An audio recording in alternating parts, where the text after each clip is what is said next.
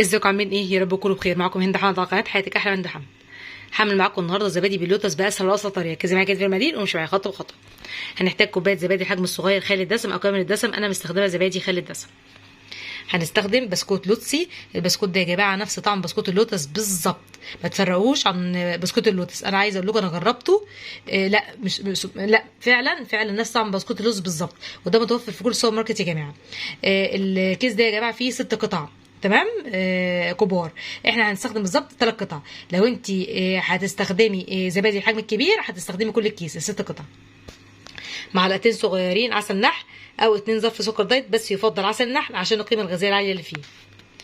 ربع معلقه صغيره قرفه، ربع معلقه كده من الطرف، ورشه جوز الطيب، تمام؟ ودور اختياري. كده بيديله قدامك. يلا بينا نبدا في الوصفه. يلا. كسرت بسكوت كده زي ما انتم شايفين. هنضيف ربع معلقه صغيره قرفه من طرف المعلقه ورشه جوز الطيب ودور اختياري.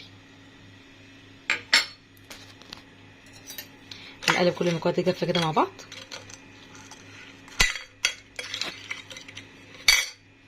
هضيف 2 معلقه صغيره عسل نحل. ضفت 2 معلقه صغيره عسل نحل، تمام؟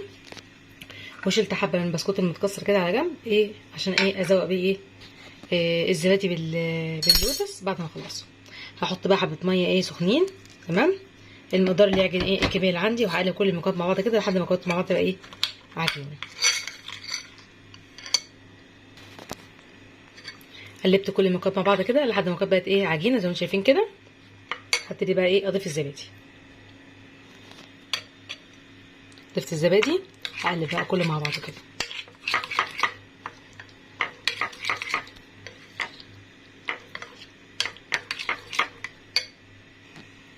قلبت كل المكونات مع بعض كده زي ما انتم شايفين.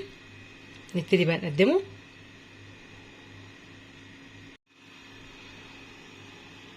قدموا بقى الف هنا وشفا. ان شاء الله تجربوا الوصفه دي وتعجبكم. عايزه اقول لكم طعمه حلو جدا جدا جدا جدا.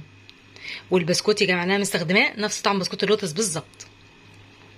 ان شاء الله تجربوه ويعجبكم ان شاء الله. لو عجبك الوصفه لايك واشترك في القناه، ويا ريت تدعموني بالاشتراك. والسلام عليكم ورحمه الله وبركاته.